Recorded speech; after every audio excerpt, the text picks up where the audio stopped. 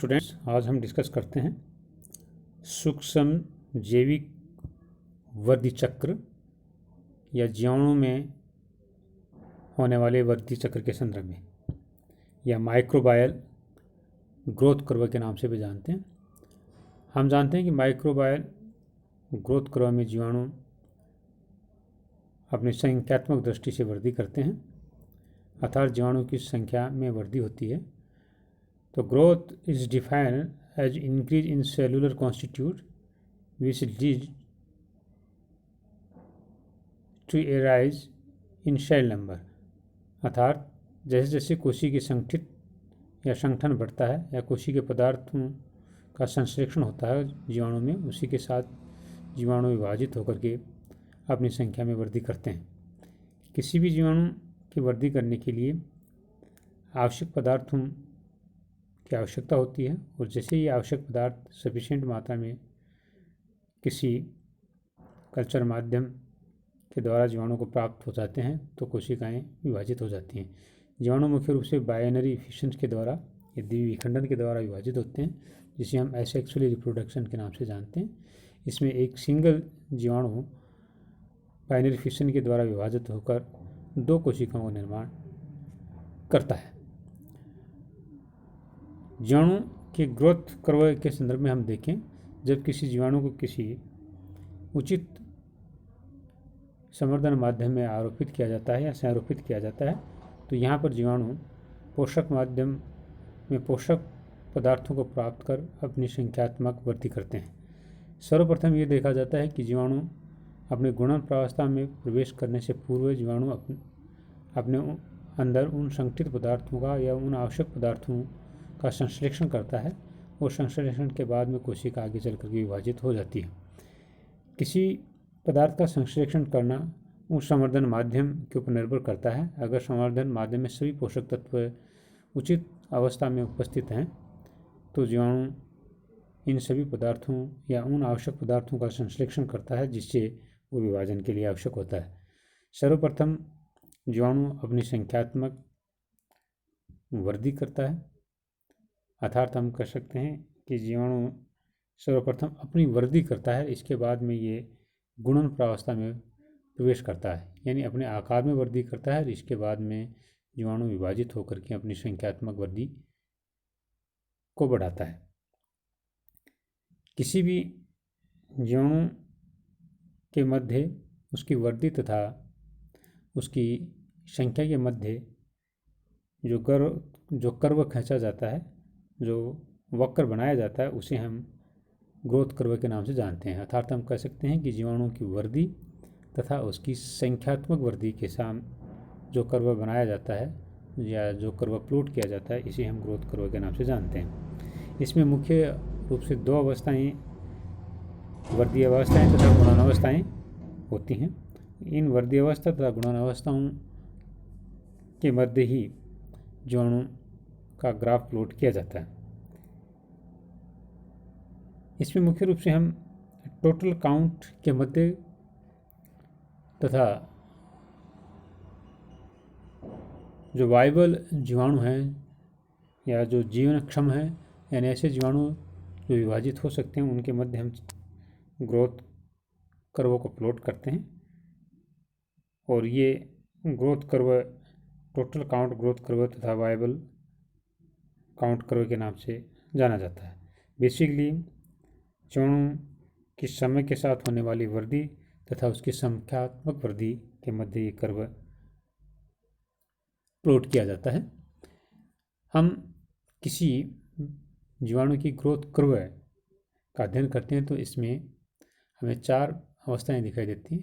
प्रथम अवस्था lag phase, second अवस्था जिसे लॉग फेज के नाम से जानते हैं, थर्ड अवस्था जिसे स्टेशनरी फेज के नाम से जानते हैं, स्टेशनरी या स्थिर या स्तब्ध प्रावस्था के नाम से जानते हैं, और लास्ट जो अवस्था है उसको हम कहेंगे डेथ फेज, जिसे मृत्यु प्रावस्था के नाम से जानते हैं।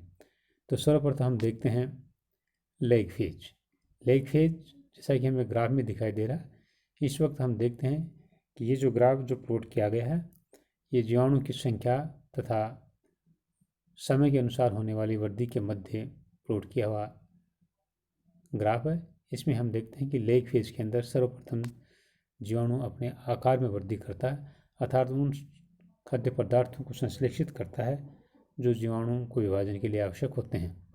और ये अवस्था संवर्धन माध्यम के ऊपर निर्भर करती है, या संवर्धन माध्यम में किस प्रकार के पोषक तत्व उपस्थित हैं। अगर संवर्धन माध्यम में पोषक तत्व सफिशिएंट मात्रा में उपस्थित हैं या उपयुक्त हैं तो लेग फेज छोटे समय की होती है या ये छोटी होती है। और जब संवर्धन माध्यम स्ट्रॉन्ग नहीं होता या उचित नहीं होता तो लेग फेज अधिक बड़ी हो सकती है। इसके बाद में हम देखते हैं लॉग फेज। लॉग फेज के अंदर हम देखते हैं कि जीवाणु लेग फेज के बाद में लॉग फेज में प्रवेश करता है और इस वक्त जीवाणु संख्यात्मक दृष्टि से बढ़ता है, अर्थात प्रथम जो अवस्था है लेग फेज है जिसमें जीवाणु अपनी वृद्धि करता है, और लॉग फेज है इसके अंदर जीवाणु अपनी संख्यात्मक वृद्धि करता है, यानी गुणन प्रावस्था के अंदर प्रवेश कर जाता है। गुणन जो प्रावस्था है ये जीवाणु की प्रकृति के ऊपर निर्भर करती है, किस प्रकार की जीवाणु किसी संवर्धन माध्यम में आरोपित किया गए हैं या संरोपित किया गए हैं। संवर्धन माध्यम में उपस्थित पोषक तत्व तथा जीवाणु की प्रकृति के ऊपर ये अवस्था या लॉग अवस्था का समय निर्धारित होता है, यानी कितनी बड़ी ये अवस्था होगी या कितनी छोटी होगी ये सब डिपेंड करता है जीवाणुओं की प्रकृति के ऊपर। एक निश्चित तापक्रम तक तापक्रम बढ़ने पर वृद्धि दर बढ़ती है, अर्थात हम कह सकते हैं कि लॉग फेज के अंदर वृद्धि दर को तापक्रम भी प्रभावित करता है। तो एक निश्चित तापक्रम पर तक जब तापक्रम बढ़ेगा तो वृद्धि दर बढ़ती है, और अगर अधिक तापक्रम होता है तो वृद्धि दर घट जाती है। संवर्धन माध्यम में उपस्थित खाद्य पदार्थों की सांद्रता में जब कमी होती है तो ये अवस्था छोटी हो जाती है और इसमें जो जीवाणु विभाजित होते हैं उनकी संख्या भी कम होने लग जाती है। अर्थात हम कह सकते हैं कि संवर्धन माध्यम में जब पोषक तत्व ही कम होंगे तो जीवाणु विभाजित होने के अंदर अधिक समय लेंगे, अर्थात ये मान सकते हैं कि सांद्रता में कमी होना एक प्रकार से इस अवस्था को अधिक बड़ी कर देता है। नेक्स्ट फेज हम देखते हैं जैसे स्टेशनरी फेज। स्टेशनरी फेज में जीवाणु एक स्थिर अवस्था को प्रदर्शित करते हैं और इस अवस्था के अंदर जीवाणु संख्यात्मक दृष्टि से वृद्धि नहीं करते, बाकी ये स्थिर बने रहते हैं। अर्थात इस अवस्था के अंदर जीवाणु में होने वाली मोर्टेलिटी तथा नेटिलिटी दोनों, जन्म दर तथा मृत्यु दर दोनों दर हैं लगभग समान रहती हैं। जितने जीवाणु विभाजन के द्वारा बनते हैं उतने जीवाणु की डेथ हो जाती है। तो इस प्रकार से यहाँ जीवाणु एक स्टेशनरी अवस्था को रिप्रेजेंट करते हैं।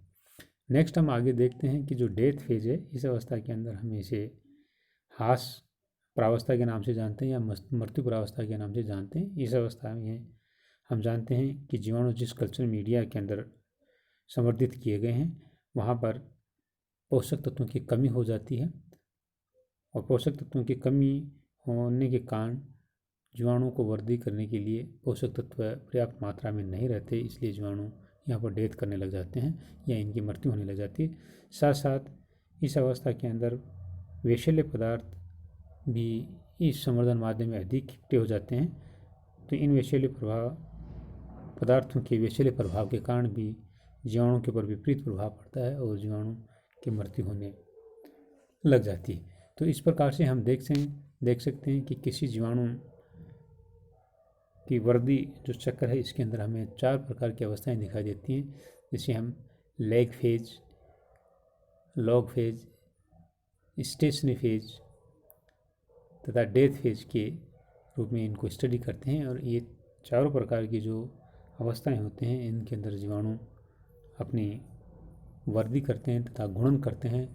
इन अवस्थाओं की वृद्धि तथा गुणन इसी बात पर निर्भर करता है कि जीवाणु किस प्रकार के संवर्धन माध्यम में संवर्धित किए गए हैं या उस संवर्धन माध्यम के अंदर उपस्थित पोषक तत्वों के ऊपर निर्भर करती है, और साथ साथ जीवाणु की प्रकृति के ऊपर निर्भर करता है कि किस प्रकार के जीवाणु संवर्धन माध्यम के अंदर आरोपित किए गए हैं। तो बेसिकली हम कह सकते हैं कि जीवाणु का वृद्धि चक्कर संवर्धन माध्यम में उपस्थित पोषक तत्वों के ऊपर तथा जीवाणु की प्रकृति के ऊपर निर्भर करता है।